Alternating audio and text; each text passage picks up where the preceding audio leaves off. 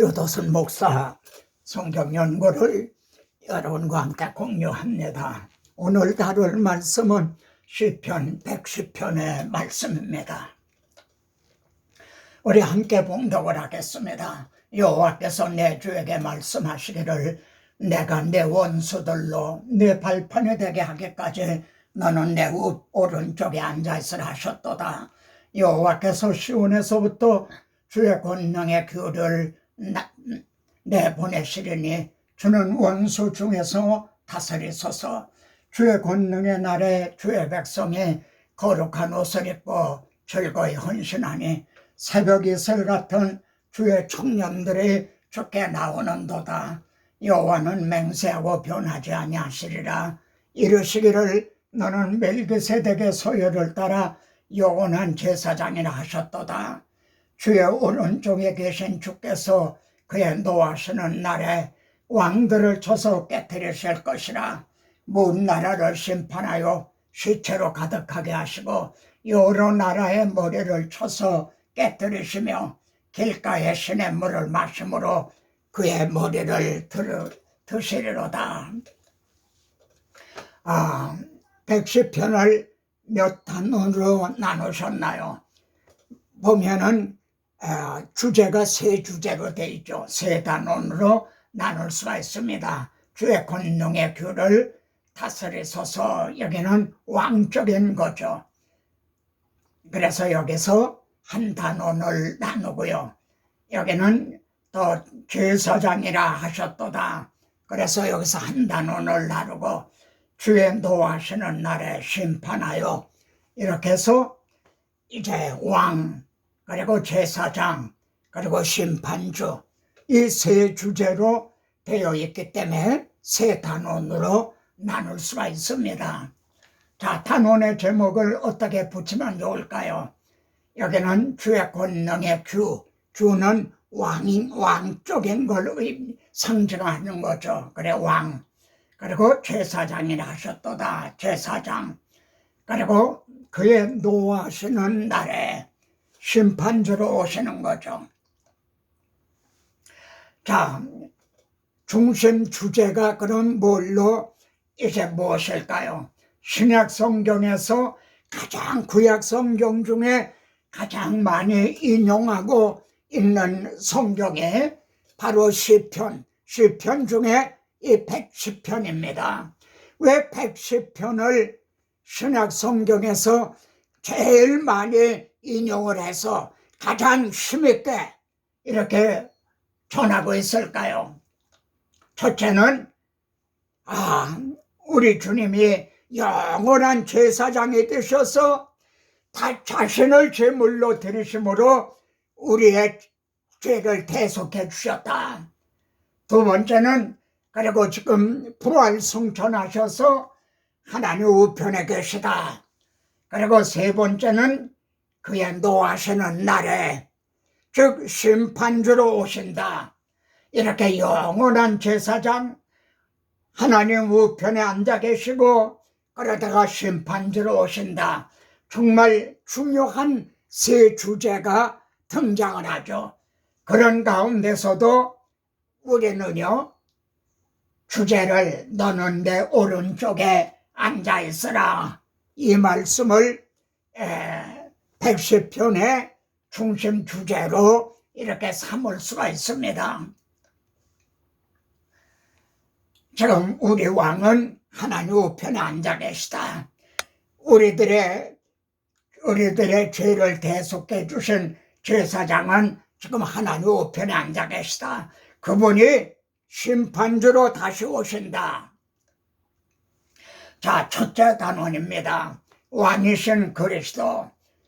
여호와께서 내 주에게 말씀하시기를 내가 내 원수들로 내 발판 되게 하기까지 즉 발등상이 되게 하기까지 너는 내 오른쪽에 앉아있으라 하셨도다. 참 중요한 말씀이죠.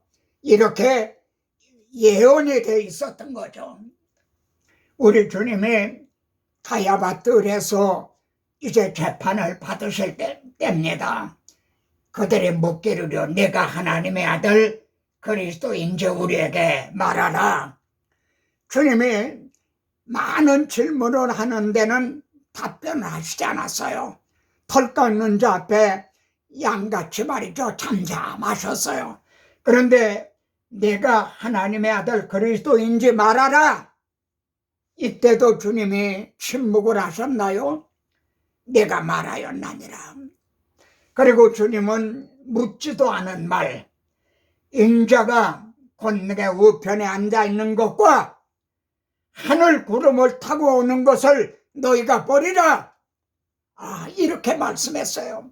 주님이 십자가에 달려 죽으시게 된 결정적인 증거가 바로 이겁니다. 자, 여기 보면은 여호와께서 시온에서부터 주의 권능의 규를 내보내시리니, 다른 말로 표현하면은 왕이 시온에 오신다는 거죠. 시온에 왕이 오신다. 이 말씀의 스가랴서 9장 같에는 시온의 딸들아 기뻐하라, 너의 왕이 오신다, 나귀 타고 오신다. 거기에는 그렇게 또 예언이 돼 있죠.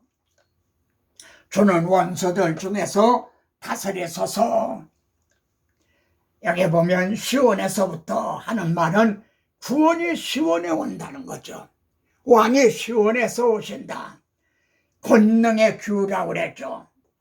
규가 유다를 떠나지 아니하며, 이 창세기 49장에서 벌써 이렇게 작정이 돼 있죠. 즉 왕은 유다 지파를 통해서 오신다. 그리고 구원은 시온에서부터, 시온에서 구원이 이제 나온다. 이렇게 벌써 예언이 되어 있죠. 주님께서 당시 지도자들에게 말이죠, 이 시편 110편을 인용을 하셔서 질문을 하셨어요. 이렇게 하신 주님의 의도가 뭘까요? 너희는 그리스도가 누구의 자손이냐? 누구의 자손으로 생각하느냐? 그러니까 그들은 그거는 분명하죠. 다윗의 자손입니다. 이렇게 대답을 했어요. 그러니까 주님께서요, 오늘 본문 110편을 인용을 하셨어요. 그러면 다윗의 성령에 감동이 되어 주께서, 즉 하나님께서 내 주께 말씀하시기를 내 우편에 앉아있으라 하셨도다. 그리스도를 다윗이 주라 칭하였다. 내 주다. 다윗이 그리스도를 내 주님이시다. 이렇게 말했으니 어찌 그의 자손이 되겠느냐? 그러네. 그들이 아무 대답을 못했다. 그 후로는 감히 묻지도 못했다. 마태복음에 보면 그렇게 되어 있죠. 왜 주님이 이걸 질문하셨나요? 그들은 그리스도에 대해서, 메시아에 대해서 곡해를 했어요. 메시아는 다윗과 같은 이런 군사적인, 그래서 로마에서부터 해방시켜 주실 분, 그리고 잘 먹고 잘 살게 하는 경제적인 왕, 이런 분으로 곡해를 했어요. 그래서 주님은요, 예수님이 누구시냐? 다윗의 자손으로 오셨지만은 하나님의 아들이시다 이거예요. 그분이 우리를 위해 뭘 해주셨느냐? 군사적인, 경제적인 왕이 아니라 우리들의 죄를 대속해 주셨죠. 그리고 그분은 이제 하나님 우편에 앉아 계시다가 재림을 하신다. 이것을 깨닫게 하시기 위해서 이걸 질문을 하신 거죠. 자, 두 번째 단원입니다. 제사장이신 그리스도. 주의 권능의 날에 주의 백성이 거룩한 옷을 입고 즐거이 헌신하니, 본문에는 이렇게 말씀하고 있죠. 그러면은 여러분, 권능의 날은 어떤 날이죠? 주의 권능의 날에. 그러면은 권능의 날은 어떤 날인가요? 주님이 십자가에 달려 죽으셨죠. 근데 그런 끝난 게 아니에요. 사망 권세를 이기고 부활하신 날이죠. 이 날이 권능의 날이죠. 그리고 사망의 세력을 잡은 마귀를 멸하신 날, 이날이 권능의 날이죠. 그리고 죄로 말미암아 막혔던 휴장을 열어주신 날, 이날이 주의 권능의 날이죠. 그래서 복음은 모든 믿는 자를 구원하시는 하나님의 능력이라, 이 복음을 이루어 주신 이 날이 주의 권능의 날인 거죠. 그러면은 거룩한 옷을 입고 즐거이 헌신하니 그랬어요. 그러면 여러분이 입고 있는 거룩한 옷이 뭘까요? 계시록 19장에 보면요, 하늘에 있는 군대들이, 여러분은 하늘의 군대들이에요. 왜냐하면 우리 시민권은 하늘에 있거든요. 시고 깨끗한 세마포를 입고 백마를 타고 그리고 따르더라, 싸우더라. 여러분, 세마포를 입고 싸우는 그런 군대, 그런 군인들을 보셨습니까? 그럼 여기서 시고 깨끗한 세마포가 뭔가요? 이게 의롭다고 여겨주신, 그래서 정죄함이 없는 이 옷인 거죠. 이게 거룩한 옷인 거죠. 여러분은 지금 이 거룩한 옷을 입고 있어요. 의롭다 하시는 이는 하나님이시니 누가 정죄하리요? 이게 거룩한 옷을 입고 우리가 지금 백마를 타고 싸우는 거예요. 자, 사벽이슬 같은 주의 청년들이 죽게 나오는도다. 이 사람들이 십자가 군병들인 거죠. 그러면은 여기에서 죽게 나오는도다 하는 말을 현대인 내 성경에서는요, 싸우러 나오리이다 이렇게 돼 있어요. 주의 청년들이 말입니다. 새벽이슬 같은 청년들이 싸우러 나온다는 거죠. 거룩한 옷을 입고. 이 말씀에 신약에서는요, 청년들아, 너희가 강하고 하나님의 말씀에 너희 안에 거하시고 즉 성령의 검으로 무장을 한 거죠. 그래서 흉악한 자를 이겼습니다. 이 점을 민수기에서 하나님은 20세 이상으로 싸움에 나갈 만한 자를 계수하라. 제가 이런 질문을 한 적이 있습니다. 전투기 비행기 한 대하고 군인 하나하고 누가 더 중요하냐? 비행기는요, 아마 한 달이면 만들 수 있을 거예요. 근데 군인 하나는 20세 이상, 20년 이상에 걸리는 거예요. 십자가 군인이 하나 양성이 되려면. 다음으로 생각할 건 멜기세덱의 소열을 쫓는다 그러셨죠. 그게 무슨 뜻인가요? 여호와는 맹세하고 변하지 아니하시리라 이르시기를, 너는 멜기세덱의 소열을 따라, 너는 레위의 소열을 따라서가 아니라 멜기세덱의 소열을 따라 영원한 제사장이 되리라 하셨다. 이렇게 예언이 돼 있어요. 이게 무슨 뜻일까요? 여러분, 멜기세덱에 대해서 창세기 14장에 나오죠. 예루살렘 왕이에요. 그리고 하나님의 제사장이에요. 그러면은 멜기세덱의 소열을 따른다는 건 무슨 뜻이냐면 왕이면서 제사장이라는 거예요. 구약 성경에는요, 구약 시대는 왕과 제사장이 이렇게 분리가 돼 있었어요. 그런데 스가랴 6장 13절에 보면은 그날에 가서는 메시아가 오실 때는 왕과 제사장 둘이 하나가 된다는 거예요. 평화의 의논이 있으리라. 우리 주님은 멜기세덱의 그 소열을 따른 왕이시면서 동시에 제사장이시다. 그리고 우리들은요, 예수 그리스도의 구속으로 말미암아 왕같은 제사장이 되신 거죠. 여러분, 그래도 부족합니까? 히브리서에서는요, 지금 우리가 하는 말의 요점은, 중요한 점은, 여러분, 성경 전부가 중요한 말씀이에요.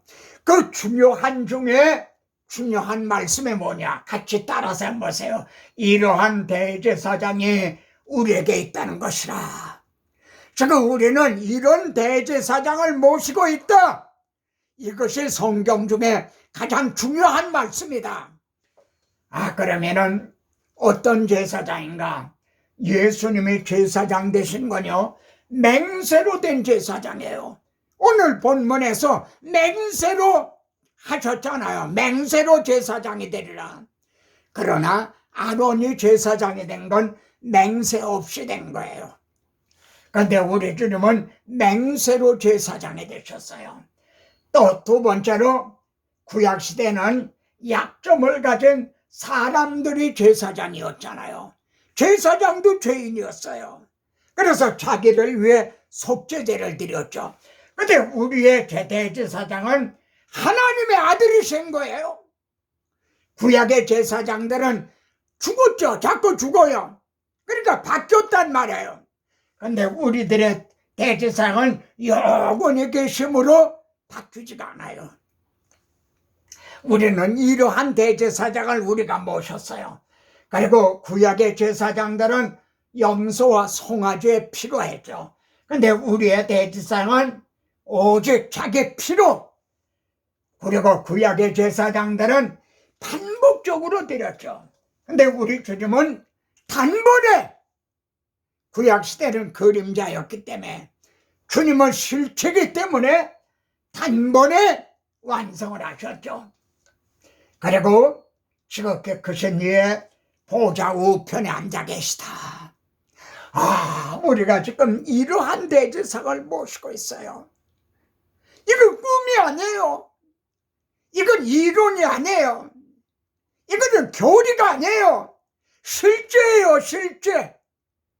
지금 현재 우리가 이러한 대제사장을 모시고 있는 거예요. 아멘, 아멘 할지어다. 그리스도의 주인들의 확신을 가지고요, 가장 힘있게 증언한 말씀이 무엇인지 아십니까? 예수가 누구신가? 히브리서 보십시오. 그는 하나님의 본체 형상이라, 하나님이시라는 거예요. 그래서 임마누엘이라 하리라. 그런데 그분이 우리를 위해 뭐를 해주셨죠? 죄를 정결하게 하는 일을 하게 해주셨어요. 죄값은 사망임, 우리 대신 죽어주셨어요. 그래서 막혔던 시장을 열어주셨어요. 그리고요, 하나님 우편에 앉으셨나니라. 여러분, 히브리서에서만요, 하나님 우편에 앉아 계시다는 게 5번이나 증거가 되겠어요. 히브리서에만요. 이게 확신을 가지고 가장 힘있게 증언한 거예요. 보십시오. 성령님의 오선전에 임하셨죠. 그래, 베드로가 힘있게 증언합니다. 다윗은 하늘에 올라가지 못하였다. 근데 다윗이 내 우편에 앉았으라 하셨도다. 다윗은 그 무덤에 오늘까지 있다. 그러니 이분이 누구를 가리켜 말한 거냐? 그랬더니 형제들아, 우리가 어찌할꼬? 지금 우리가 메시아 그리스도를 십자가에 못 박아 죽였다니, 그리고 그분이 지금 하나님 우편에 앉아 계시다니, 심판주로 오신다니, 형제들아, 우리가 어찌할꼬? 여러분, 오늘 한국 교회도 말입니다. 나아가 현대 교회도 말이죠. 이제도 내가 어찌할꼬? 110편, 이 말씀이 가장 절실한 그런 시대입니다. 셋째 단원에요, 우리 주님은 심판주로 오시죠. 오른쪽에 계신 주께서 노하시는 날에, 이 날이 심판주로 오시는 날이죠. 왜 노하시나요? 죽으시고 부활하심을 통해 이루어 놓으신 복음을 종들을 보내셔서 그걸 증언하게 하셨어요. 오래 참고 기다리셨어요. 그런데도 끝내 이걸 거부하고, 그러니까 노하시는 거죠. 성경은 약속의 말씀이죠. 근데 하나 남은 약속이 있어요. 주의 오른쪽에 계신 분이 주께서 노하시는 날에 심판주로 오신다는 이 하나만 남았어요. 히브리서 9장에서는요 자기를 바라는 자들에게 두 번째 나타나시리라, 이게 재림인 거죠. 지금 성경에 하나 남은 약속이에요. 자, 예수 그리스도는요 히브리서에 여러분 좀 찾아보세요. 우리 제사장이고 왕이고 심판주예요.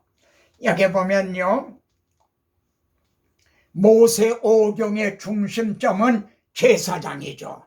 그리고 제사장은 제물을 드렸죠. 다음에는 역사서가 나와요. 역사서의 중심은 왕이죠. 여왕기, 왕들이죠.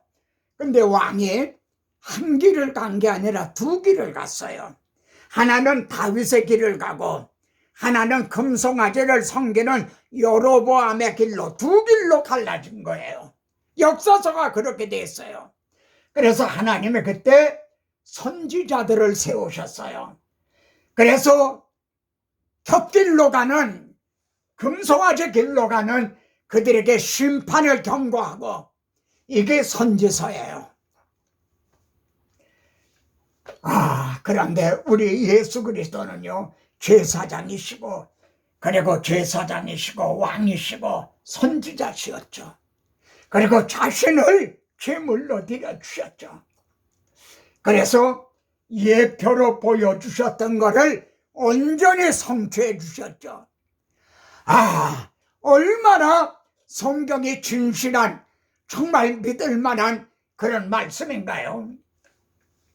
하나님께서는요 이 하나님의 구원 계획을 나는 나를 위하며 나를 위하여 이룰 것이라, 어찌 내 이름을 욕되게 하리요 내 영광을 다른 자에게 주지 아니하리라.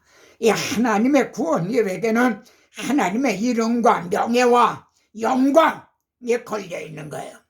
그래 반드시 이루어지는 거예요. 여러분 히브리서만이에요. 주님의 2장 9절에 보면 주님이 사람의 몸을 입고 오시는 탄생했어요. 그리고 10절에는 십자가를 주시는 고난이 있어요. 그리고 9절에는 부활하시는 게 나와요. 그리고 또 승천하시는 게 말씀에 나와요. 그리고 재림하신다. 지금 여기까지 이루어졌죠. 이거 하나가 남았죠. 여러분 이 하나님의 구원 계획은 끊어지지가 않아요. 그리고 우리의 구원도 끊어지지가 않아요. 하나님이 우리를 미리 하시고 미리 정하시고 부르시고 의롭다고 하시고 이 낮은 몸이 주님의 부활하신 몸과 같게 영화롭게 하셨나니라. 여기까지 와 있죠.